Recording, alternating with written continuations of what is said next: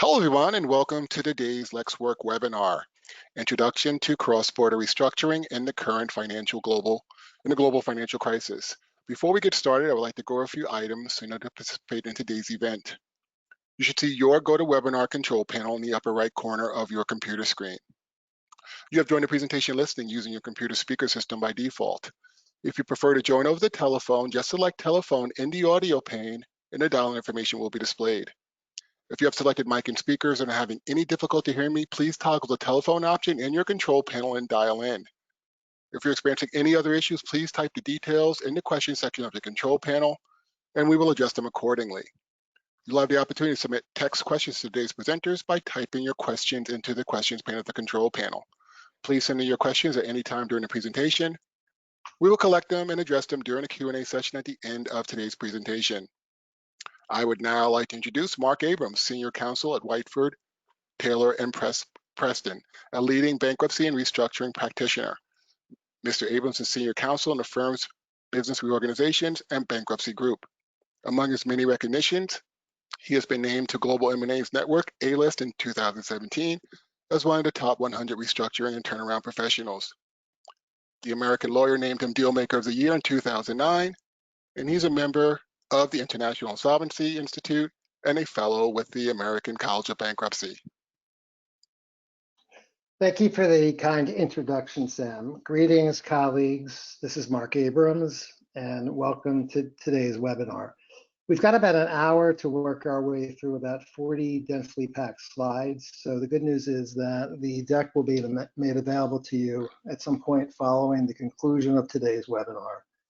And if we don't have time for questions, I'll be happy to address them in subsequent communications with each of you. So let's begin by deconstructing the mystique that many practitioners often find surrounds cross-border restructuring and start a conceptual framework which raises the question, when is it invoked?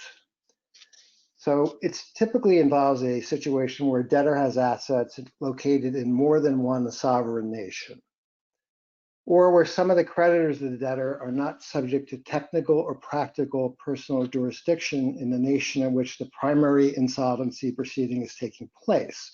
I say technical because a creditor located, for example, in the United States might be subject to in personam jurisdiction in France based on business conduct and minimum context. But if he does not have assets in France, then enforcing a stay against that creditor in France would be difficult because there would be nothing to attach.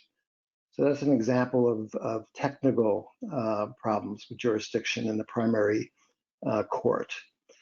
Also, primary insolvency proceedings can be commenced concerning the same debtor group involving entities located in more than one nation. And at the end of the slide deck, we're going to get to some case studies, and you'll see a couple examples of that prototype. We've seen in recent months a severe uptick in the number of Chapter 15 and multilateral primary cases, primarily because of the COVID-related financial crisis. And that's why I thought today's webinar would be timely for all of you. We're going to turn now to some key concepts. These are the essential vehicles through which a cross-border restructuring takes place. So the first key concept is access. Access enables representatives of foreign proceedings and creditors to seek assistance from U.S. courts. Recognition, creating a simple, efficient process to validate the eligibility of a foreign proceeding and its foreign representative to obtain access to U.S. courts. Relief and assistance, establishing the nature and scope of the assistance that will apply automatically when recognition is granted, or that a court can grant to a foreign main proceeding or foreign non-main proceeding, which I'll get to in a moment, as a matter of discretion. And finally, cooperation and coordination, which occurs principally between courts located in multilateral or bilateral jurisdictions that are cooperating with one another to effectuate a resolution of a of a cross-border insolvency where they each have jurisdiction over a component of the global case.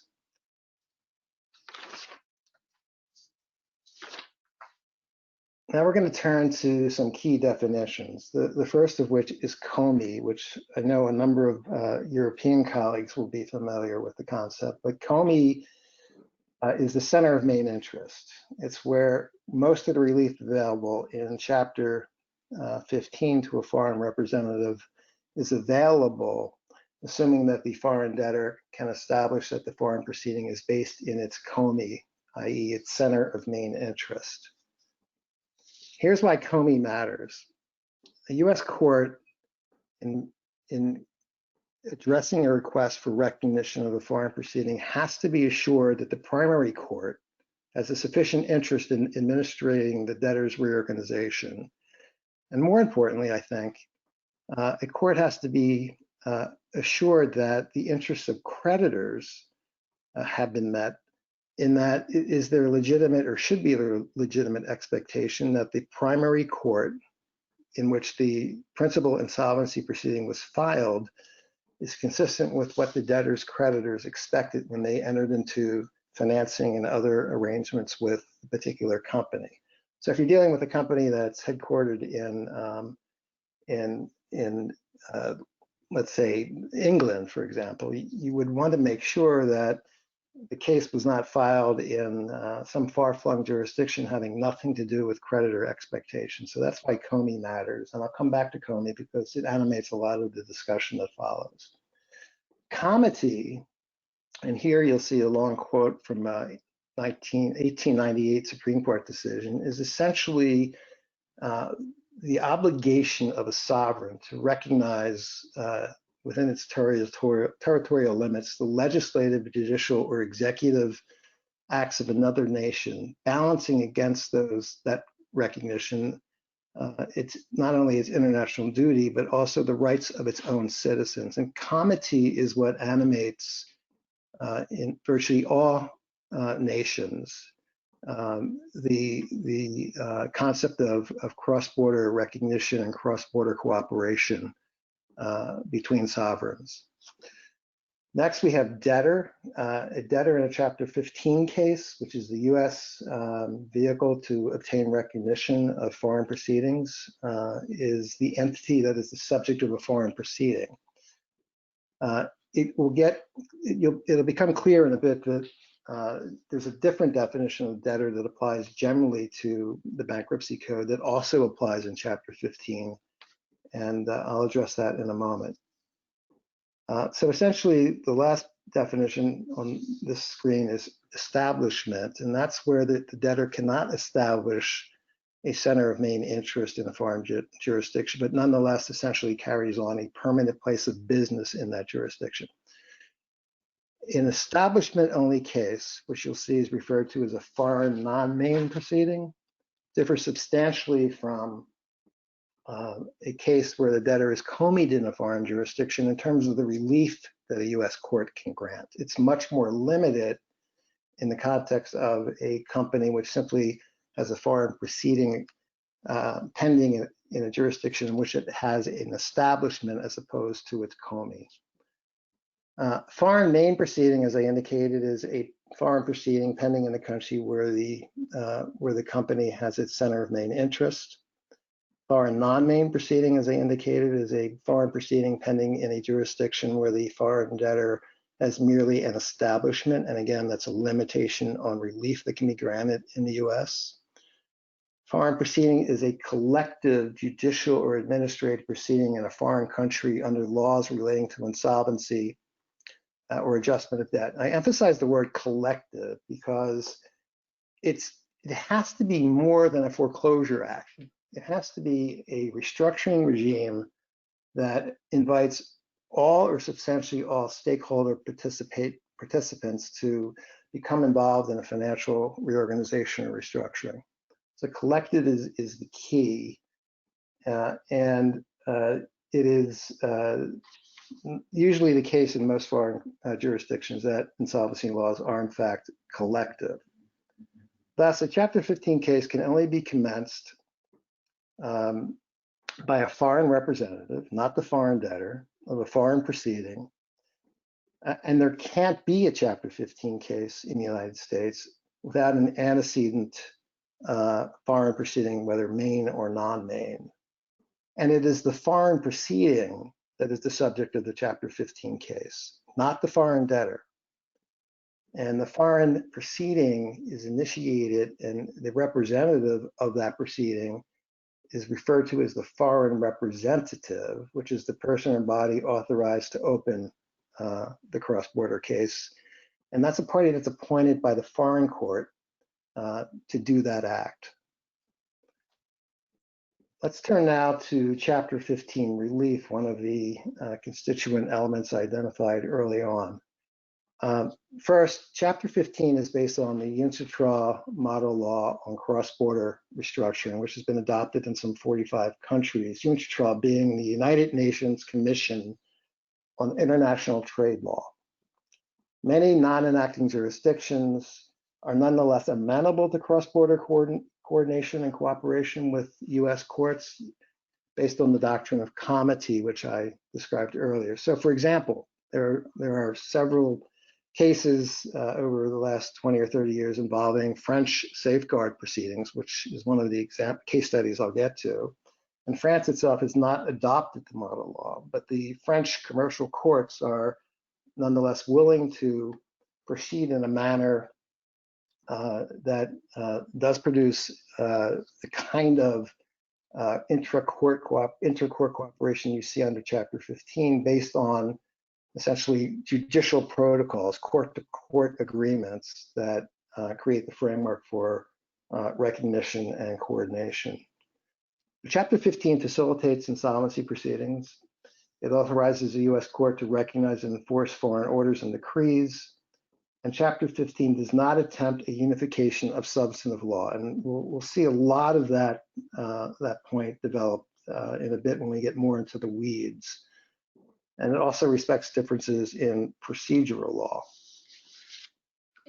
So let's turn now to relief.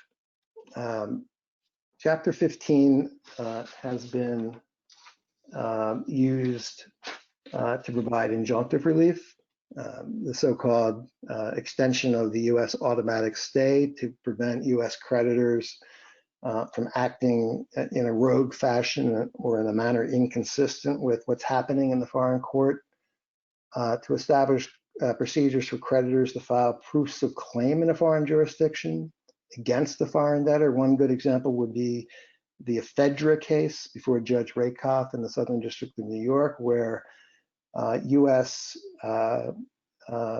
personal injury and wrongful death claimants were told that they needed to file their claims in Canada, and notwithstanding the fact that in Canada, such plaintiffs would not be entitled to a jury trial, a fundamental constitutional right in the United States in the context of personal injury and wrongful death suits, but nonetheless not compelling enough to preclude a US court from granting or directing creditors to participate in the Canadian proceeding and essentially forfeits their rights to a jury trial.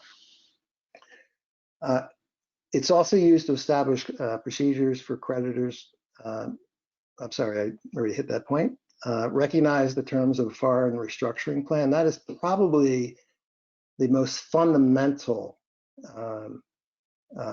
benefit of a cross-border case in the United States under Chapter 15, where a foreign scheme, plan, whatever the appropriate label is for the ultimate restructuring document as court approved, including discharges and impairment of creditors and classification of creditors, where that very document is approved in a foreign jurisdiction and made enforceable in the United States under Chapter 15 as it pertains to US creditors and debtors' assets located in the US.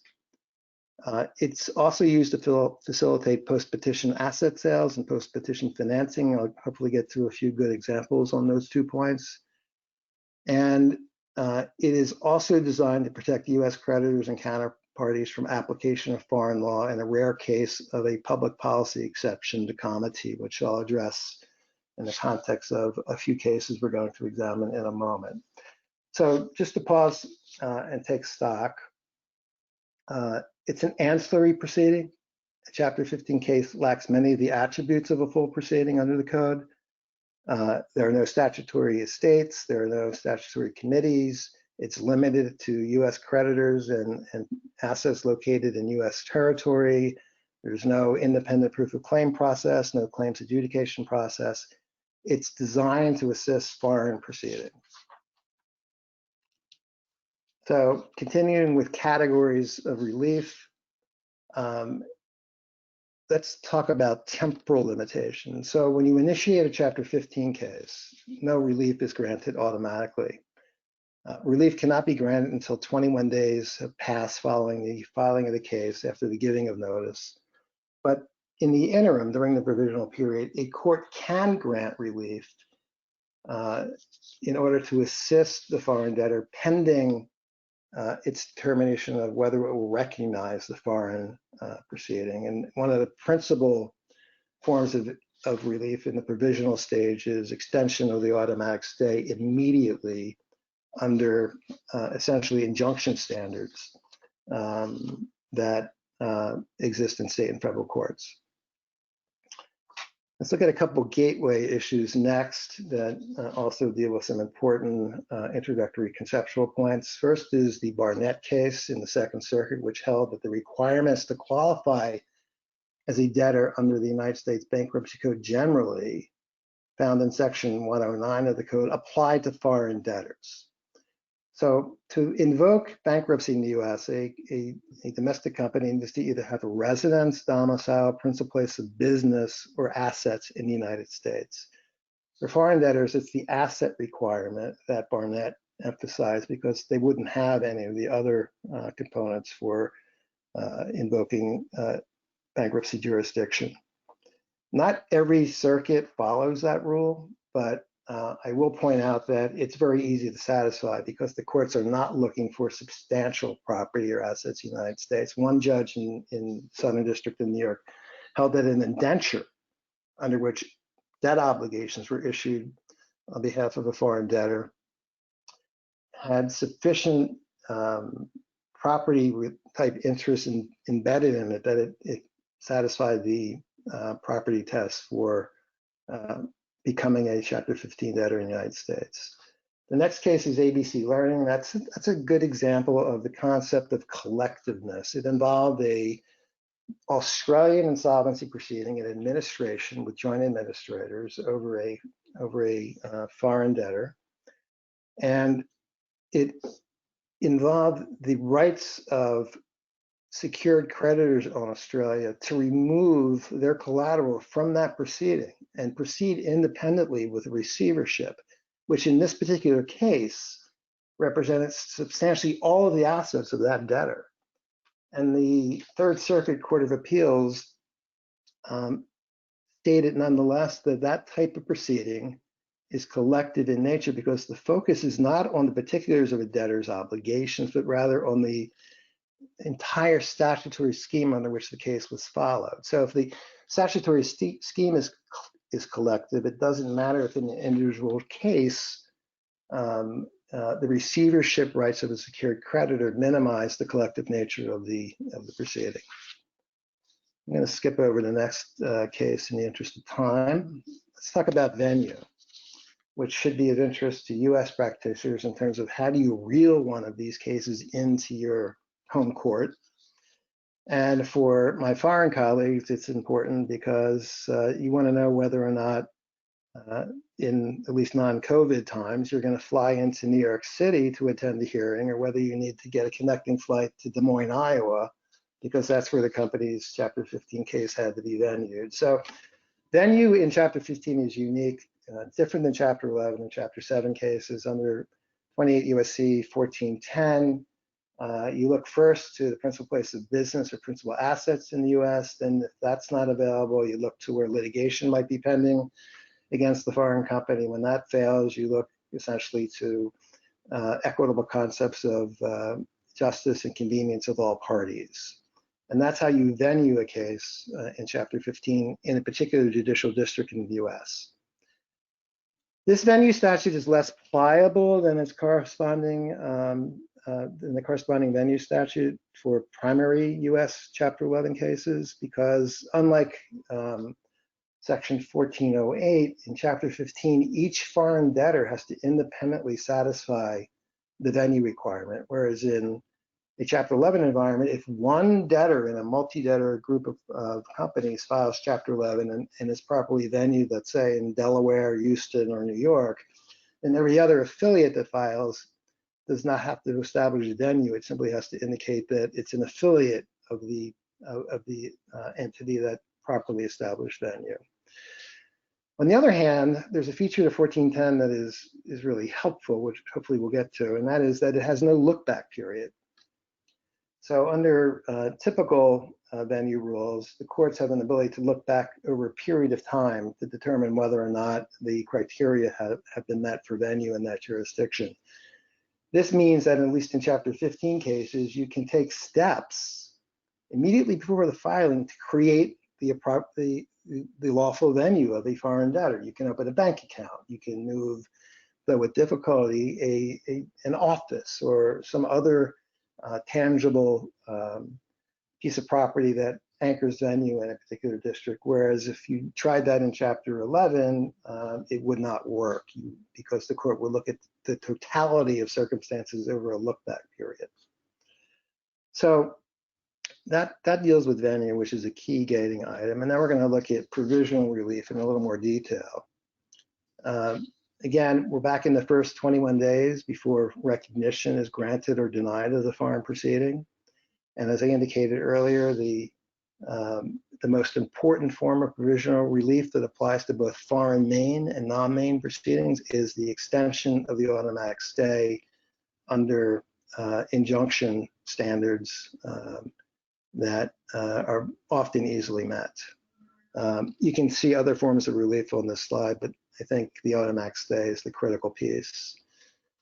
Now, we're now 21 days into the case, and we're asking the court for final recognition. The court has to find, in order to determine that the full panoply of relief is available to the foreign debtor, that it is a foreign main proceeding, and therefore it has to find that the foreign proceeding is pending in the debtor's COMI, something I mentioned earlier. I once got a foreign court to make the determination in a Canadian case called Angiotech that COMI was appropriate in Delaware. And I learned very quickly after the chief bankruptcy judge in Canada made it a point to go out of his way to state that it was nobody's business in Canada where the COMI was for determination purposes. That's completely up to the US court to decide, not the foreign court.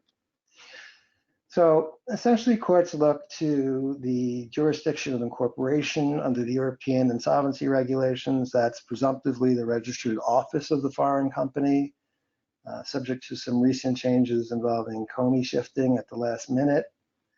The degree of control exercised over the enterprise by a domiciliary of the foreign jurisdiction, location of senior personnel and operational management.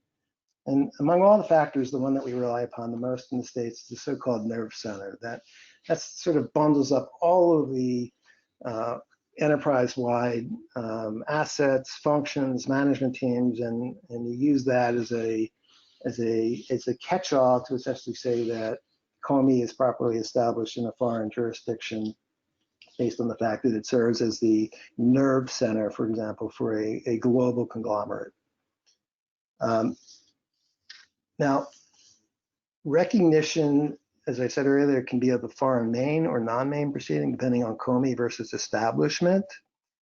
And there are some cases where granting recognition of the foreign main proceeding by a US court will often require it to determine whether or not it must also accommodate the needs and concerns of a second sovereign's legal requirements. And a good case would be, to establish that point, would be called Agroka, which was a Croatian plan of reorganization that compromised debt governed by English law.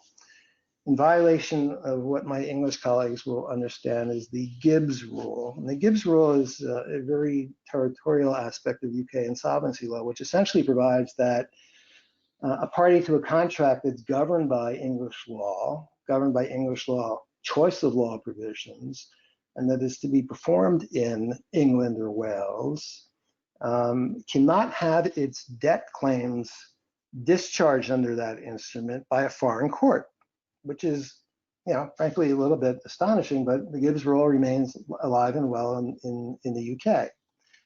And in the Croatian case I mentioned, the Croatian plan, in fact, discharged a substantial amount of the balance sheet debt, which was UK law governed. And Judge Glenn in the Southern District of New York had to stop and take a look at that. And ultimately, he concluded that based on authority out of Singapore, a ruling by Judge Ramesh in the Singapore Supreme Court, that in balancing the competing interests of two sovereigns, one having jurisdiction over the company, one having a distinctly different interest based on the Gibbs rule, ultimately the court would decide the matter based on the principle of equality of distribution, which animates most of the world's insolvency schemes. That is, you cannot discriminate within classes, and creditors that have rights that are properly classified cannot be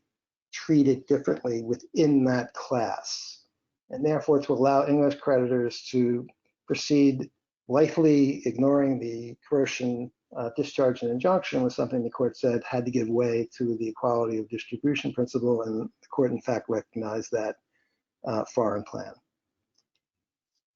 Let's look at a little bit of the automatic relief provisions. These are available only to a foreign debtor involved in a foreign proceeding that is a foreign main proceeding. So if you establish that the proceeding is a foreign main, the automatic stay of 362 applies throughout the duration of the US case. And sections 363 and 549, which deals with illegal post-petition transfers, and 552, which deals with the post-petition effects of a security interest rate, essentially dealing with after acquired property, apply automatically in that case. However, in a foreign non-main proceeding, there is no automatic relief. Relief is essentially completely discretionary in the courts, and it should be limited to property that should be administered in the foreign non-main proceeding, or that concerns information that is required in that proceeding. So foreign main proceedings are at a distinct disadvantage in terms of the relief available in Chapter 15 cases. And that's because they're not filed in the jurisdiction that is essentially the homeland or the center of main interest of the foreign debtor. I'm going to just pause for a second and talk about something that is not on these slides. The question is whether or not you need to file Chapter 15 in order to access other US courts.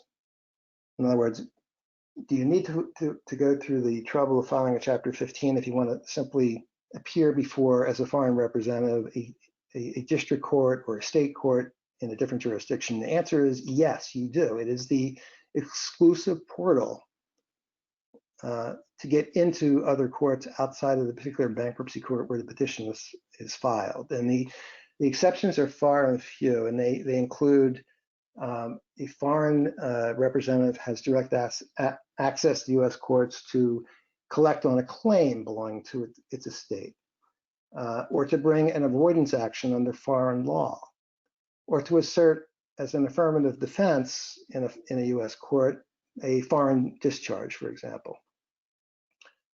So I just wanted to add that point, though it's not on the slides.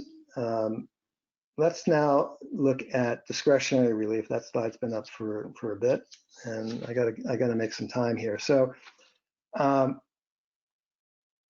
relief is available, as I said, in the US, and it need not be the relief requested identical to what a US court could do. It needs to be comparable to US law. And that applies particularly in the context of discretionary relief, whether it's a foreign main or non-main proceeding. And it's this comparative law analysis that has generated, I think, most of the litigation or controversial litigation in the Chapter 15 environment. How much must the foreign insolvency law resemble that which happens as a matter of routine under US law? And how far can foreign law deviate from US law and nonetheless be entitled to recognition and relief in a US court? And it's varied by jurisdiction.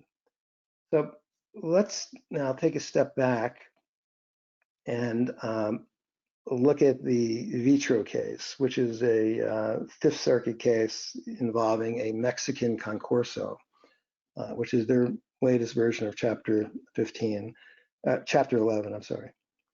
And the circuit in the seminal decision developed a hierarchical approach determining when it can grant discretionary relief. And it starts with Section 1521, which essentially provides enumerated relief and other relief which a court deems to be appropriate. That's the easiest place, it's the place you start and it's the easiest place to get discretionary relief because it gets harder and harder as you work your way down this waterfall. If in fact the provisions of 1521 are not available, then the court and the appropriate relief, the generic provision of 1521 is not available, then the court has to turn to 1507, which is the additional assistance provision. And additional assistance makes or brings into much greater focus the comparative law analysis and gives rise to different levels of tolerance among the US courts in terms of how far a foreign law can deviate from that which is permitted in a full case in the United States. So the Vitro case is a classic example using that hierarchy and of recognition not being granted, and I'll get to that in a moment. And it's a decision that has been widely criticized by other courts as being too wooden and too limited in terms of the boundaries it placed on the relief that can be granted under the so-called comparative law standards of Chapter 15. There are two other hurdles that have to be overcome. One is that no matter what relief is requested on a discretionary basis, it has to be consistent with 1522, which requires that the interest mostly of US creditors be deemed sufficiently protected and not subject to discrimination or unfair treatment in a foreign regime. And it also, it's not automatically invoked, but the court will also have to determine that the relief is not repugnant to US public policy, and I'll get back to that point in a moment as we turn to the next slide. So Vitro, let's go back to that. Vitro essentially determined that a Mexican concurso plan, which granted non-consensual third-party releases, as releases imposed on creditors, particularly US creditors, in the form of non-debtor affiliates getting relieved of their obligations over guarantees of company debt, did not warrant discretionary relief under 1521 or 1507. I don't think the court concluded ultimately that it was contrary to US public policy, but it was kind of heading in that direction. It probably was a determination that was more likely resting on 1522, which is the protection of US creditors from discriminatory or unfair treatment. But essentially the Fifth Circuit doesn't recognize third-party releases as a matter of Chapter 11 law. A couple circuits don't. But even in circuits elsewhere that do not grant involuntary third-party releases in Chapter 11 cases have granted them to foreign debtors in Chapter 15 cases. So to some extent, Vitro is an outlier. The one point I wanted to focus on is the public policy exception to relief. The court in the United States is not prevented from refusing relief if it determines that the relief requested is manifestly contrary to US public policy. That's in 1506. That is a rarely invoked provision. It doesn't apply automatically. It simply says the court in fact, does not prevent it from applying US public policy, but is essentially one of the key gating factors in determining whether relief can be granted. I've never seen a case where the public policy exception was invoked, at least in any of the cases I've handled. But one good case does come to mind, and that's the Jaffe case out of Germany, where the company was placed into a German insolvency proceeding. A German insolvency administrator was appointed to collect all the debtors' assets in the United States, but consisted primarily of patents. And when he came to the US Court for Recognition, which was granted, he notified all of the US patent licensees of the technology of this company that their licenses were terminated. Well, that's a big deal here in the States because people have a right to rely on intellectual property licenses. And in fact, the bankruptcy code was amended years ago to provide that if a debtor licensor of intellectual property were to reject the license, the non-debtor licensee had squatter's rights. It could retain the use of the patented or intellectual property, or it could decide, I agree, the agreement's terminated. So in the Fourth Circuit, the courts concluded that that kind of provision of German law, and it wasn't a request made to the US court, it simply was a letter that went out to all patent holders who then ran into court in the Fourth Circuit, did not meet 1522's protection of US creditors against discriminatory or unfair treatment abroad. That's a close enough case to 1506 public policy, but the Fourth Circuit made clear it was relying on 1522, not 1506, the public policy exception. Other forms of discretionary lease, post-petition financing, can be turbocharged under US bankruptcy code provisions that are very lender favorable. I'm going to get to a case on that in a moment. Asset sales. Foreign debtors are subject to 363, which deals with the sale of US located assets, foreign debtors, especially debtors in foreign main proceedings. And under Chapter 15, 363 sales of assets located in the territorial jurisdiction of the United States are subject to de novo review, meaning the court has to approach the request as if it was made in the Chapter 11 case. The good news, though, is that 363, the sale provisions in the US, have a number of components that facilitate asset sales of assets in the US. One is subsection F, where essentially you can run the assets through a car wash and remove all adverse interests, liens, claims, and encumbrances. And 363M, which protects a purchaser, a good faith purchaser, from a reversal on appeal to the extent that the sale order was not stayed. So those are key points. And that will come up in some of the examples of case studies I get to. Plan confirmation I talked about. I'm going to skip over that. We talked about vitro. Rede and Genera was a Brazilian case where Judge Chapman recognized a Brazilian proceeding and granted relief in the form of recognition of the foreign restructuring plan. That was a case where comparative law was applied that I think represents or gets close to the outside boundaries of what will be tolerated in the US. So there's a case where there were a number of strange elements to the Brazilian plan, but the one that sticks out in my mind, at least, is a Brazilian governmental fund that guaranteed severance benefits had an equity right that had a put, and the put right enabled that equity interest to convert to senior secured debt. And under this plan, that put was exercised before the petition date. And nonetheless, Judge Chapman approved that plan because the case was procedurally fair, it was transparent, everyone had a right to be heard, and she did not feel that that type of provision, which is completely lawful in Brazil, that put into a secured claim from equity, was unavailable under 1521's discretionary relief provision. So that's a pretty good example of plan confirmation. in a manner that is at odds with the limited approach taken by the circuit in Fifth Circuit in the Vitro case. Jaffe, I mentioned. I'm going to ignore AJW. Jaffe is the intellectual property license case. Retention. There's no retention procedures in Chapter 15. There's no estate, no fee applications. It's really a delight to represent a foreign representative in Chapter 15 because you are completely unencumbered by the burdens of Chapter 11's fee application and approval process.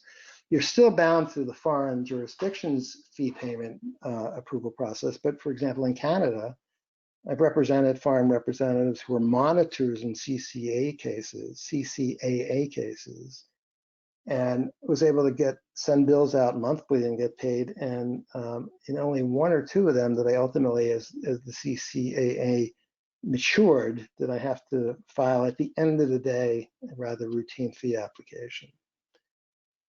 We got to the case studies with about 15 minutes, so that's good. I want to talk about AHMSA first. It's a case I handled years ago. So AHMSA is Mexico's largest or second largest steel producer. And I'm smiling now because the facts are extraordinary. In May of 1999, AHMSA opened up a case in Monclova, a judicial district in Mexico, under a law called the Suspension of Payment Law, which was superseded prospectively in 2000 by the Concurso law I mentioned in the Vitro case. So it was a superseded law. And the Monclova court accepted the petition and appointed a syndico as an officer and fiduciary of the court, who ultimately became the foreign representative. Principal assets, the manufacture of steel, mining assets, totally integrated steel operation were located in Mexico. And ultimately, that case concluded successfully in 2016, 17 years after it was filed. And $1.8 billion of US denominated debt of AHMSA was compromised in a manner that did not require the payment of interest over that 17-year period, and enabled AHMSA to pay that debt under the SP plan and lifting order over a 3-year period subsequent to the court's lifting of the suspension of payment proceeding. I was then tasked with bringing that to a US bankruptcy court in Delaware for recognition, the case and the SP plan and order. So 2 noteworthy points on this case. One, I took affirmative steps to situate venue in the District of Delaware, notwithstanding the fact that AHMSA's US subsidiaries were headquartered in San Antonio, Texas.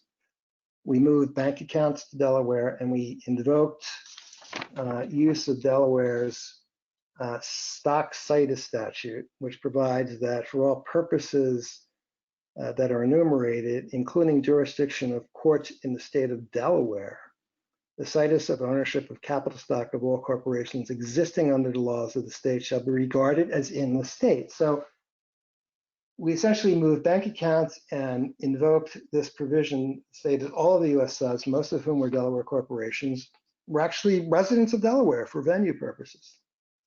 And it worked. We also took steps, given the difficult facts I alluded to in terms of the Mexican proceeding, to make it more palatable to the Delaware Bankruptcy Court where the 15 was pending. We hired a Mexican law expert, prepared an expert declaration, put on the expert's testimony at the hearing on recognition of the case and the plan. We prepared and disseminated a US-style disclosure statement, since all the documents in Mexico were in Spanish and most of the creditors that held the debt were in the United States and not necessarily multilingual. And we also created an official website for the case, like you see in the States for Chapter 11 cases involving claims agents and ability to access documents and dockets and things like that. So we made it very user-friendly, and ultimately the case was successfully concluded and we closed it in 2020, this year. Now we're going to turn to NORTEL. NORTEL is one of the shining examples of cross-border cooperation, with perhaps one black eye only in the form of the $200 million of fees accrued in that case, in connection with one of the biggest cross-border food fights in history in terms of who got what once the company was liquidated. So NORTEL filed in a foreign main proceeding in the US for its US subs in Delaware. It filed a foreign main proceeding for its Canadian parent and subs in the Ontario Superior Court of Justice. NORTEL was an iconic Canadian company. It was once the Bell Telephone of Canada, and its failure was a matter of national disappointment. And all of the foreign debtors, meaning those located in EMEA, Europe, the Middle East, and Africa, filed in the High Court of Justice in London. The case was a model of cooperation as the company conducted asset sales when it concluded it was no longer viable. So it sold all of its going concern businesses and associated patents for about $3.3 billion, utilizing very US-style auction procedures and the 363 relief I talked about earlier to turbocharge the asset sales. It sold the residual patent portfolio for $4.5 billion. And then the case got ugly. It got ugly because everyone was claiming that they were entitled to the lion's share of the proceeds under extremely different approaches to entitlement. And the entitlement issue was really complicated because NORTEL was a matrix company. It was organized in a manner that each entity was integrated in regional product lines and regional management structures and shared information and R&D across borders. And like most multinational companies, it did not operate on a geographical basis. It operated along a business unit and business line basis, which was completely multilateral.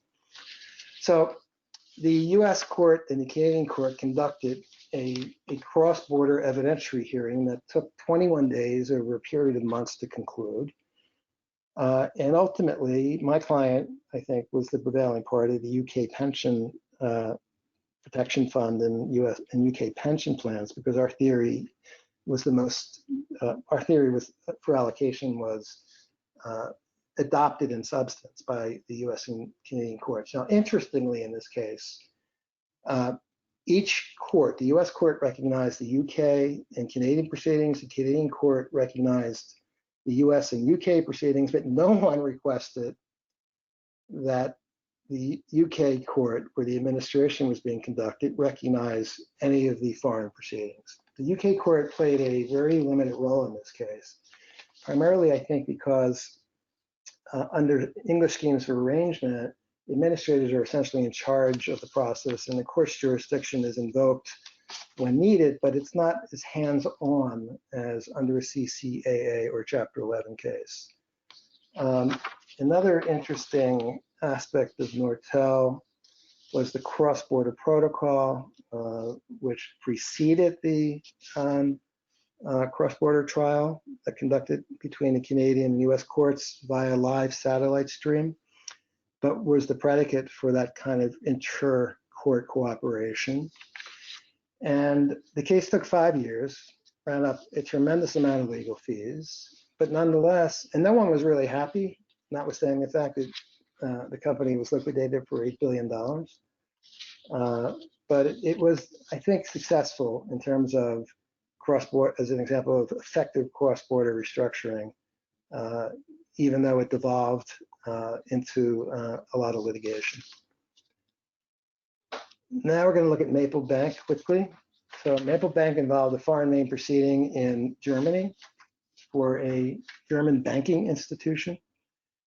It involved what I think would have been a foreign non-main proceeding of a Canadian branch of that bank. And it involved a Chapter 15 case invoked by the German Insolvency Administrator.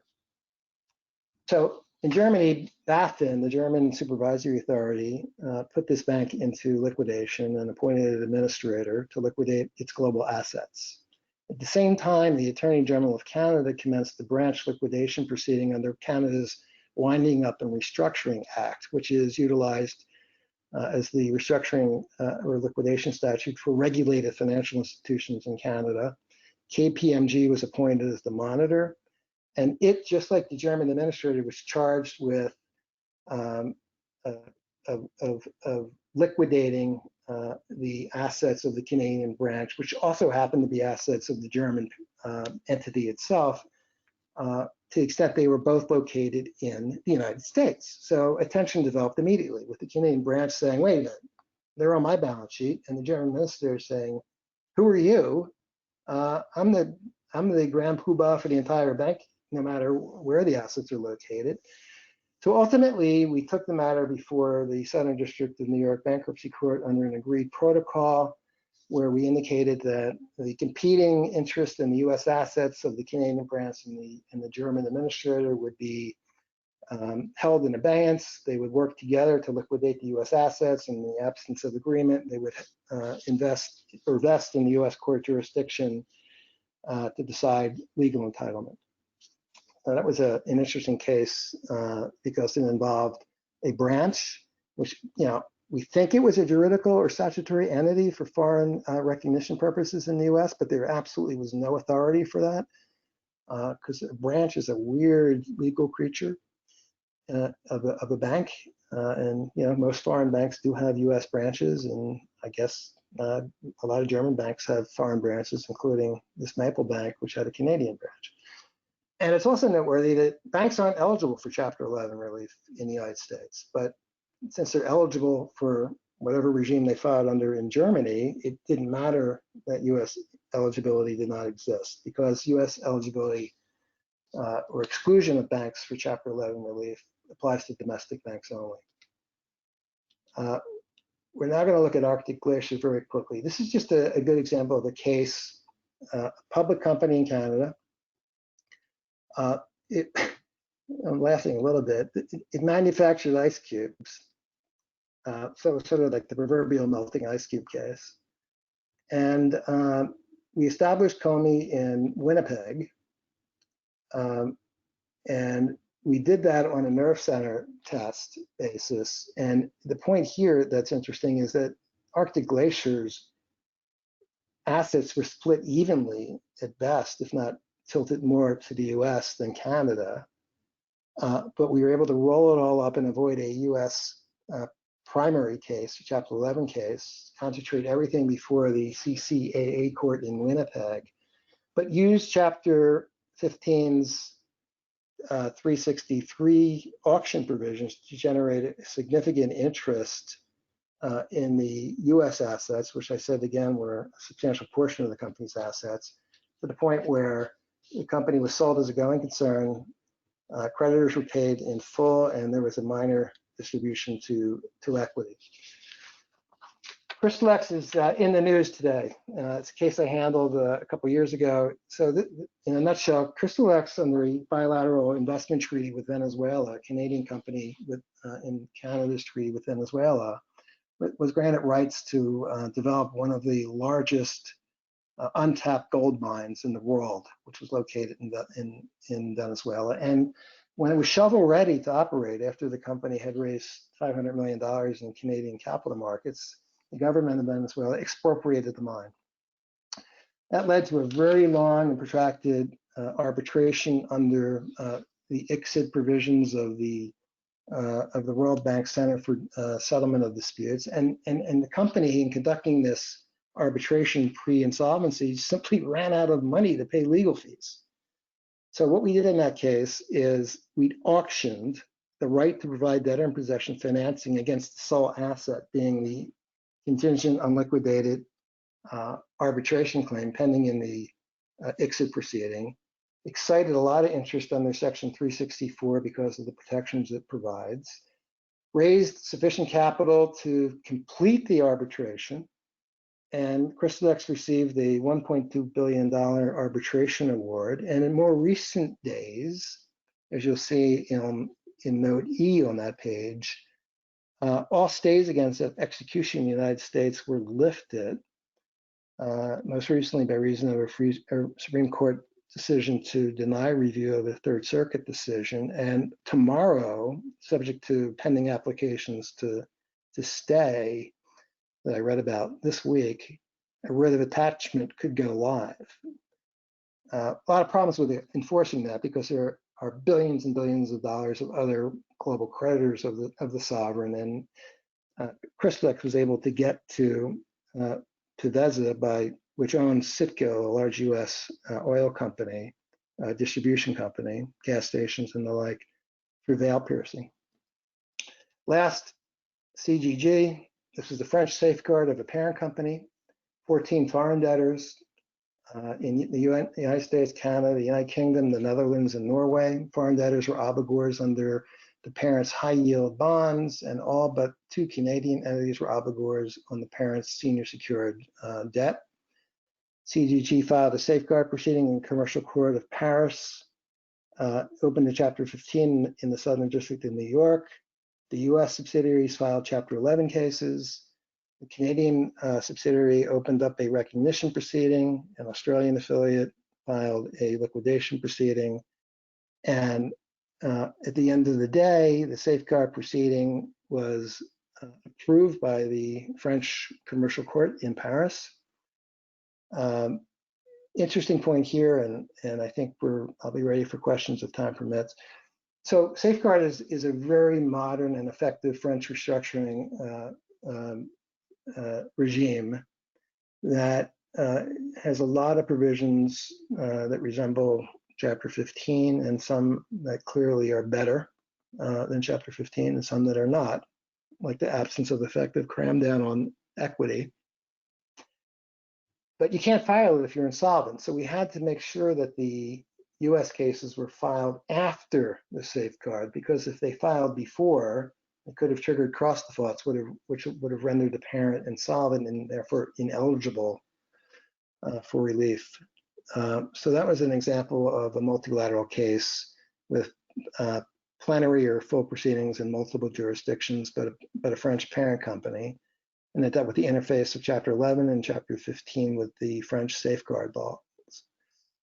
These are my concluding remarks. It's pretty much my Jeremiad in terms of the collapse of the global economy in the wake of the COVID epidemic, and more recently in the United States in the wake of the most amount of social unrest we have witnessed since, frankly, I was in high school and Martin Luther King was assassinated in 1968. So that's how long I've been around. It's scary because unlike 2008, we are looking at systemic structural harm to the real economies of almost every nation across the globe. We're talking about barbershops, we're talking about bars and restaurants, we're talking about doctors and physicians, we're talking about hospitals, we're talking at every level and stratification of a domestic economy experiencing financial distress. And the question is, what's going to happen and how are we going to address that? Let me go back. Right now in the US, there's been pretty much a wait and see approach in many cases of financial distress, because no one really knows when it's going to end and when volatility is going to abate. And at this point in time, it's really difficult to put a valuation on any troubled company's assets, either for sale or for reorganization under a standalone plan.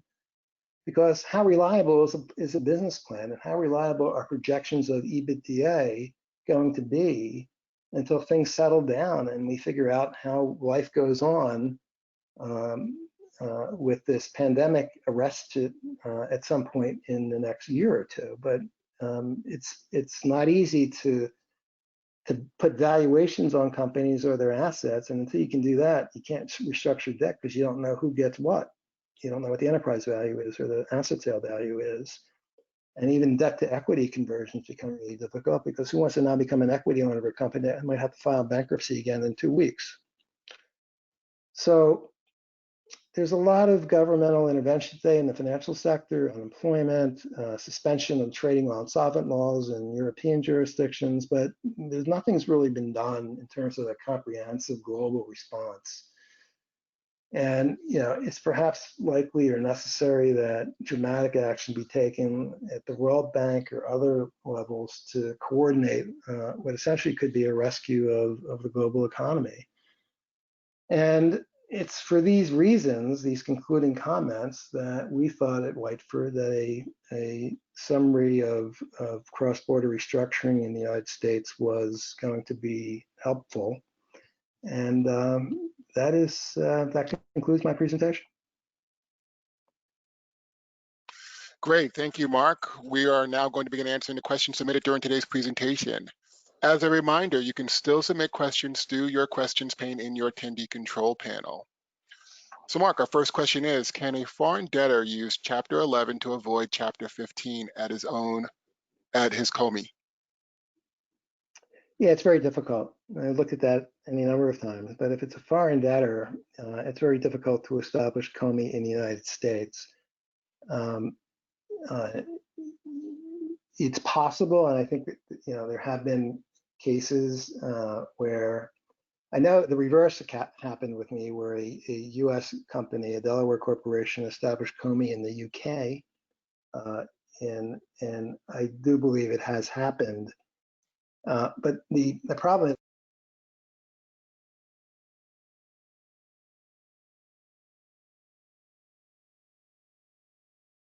establishing COMI in the United States is not helpful, if it even could be done, if you're not able to address the lion's share of the capital structure or to protect the lion's share of the assets because they happen to be located elsewhere. Did everyone hear that? Can I be heard? Yes, Okay. We hear you. Okay. And that, due to time, it looks like that's our last question. We will reply to everyone after the webinar if you submitted questions that we're not able to get to. I want to thank you, Mark. Thank you, Mark Abrams, and LexWork International. And thank you, everyone, for attending today's webinar, Introduction to Cross-Border Restructuring in the Current Global Financial Crisis. If you have any other questions, please feel free to contact Mark. Once you leave today's webinar, you will receive a survey on the presentation. We would appreciate your feedback. You'll also receive a follow-up email within 24 to 48 hours with a link to view a recording of today's webinar. On behalf of Whiteford, Taylor, and Preston, LexWork International, and our presenter, Mark Abrams, thank you for joining us today and have a great rest of your day. Thank you. Thanks, all.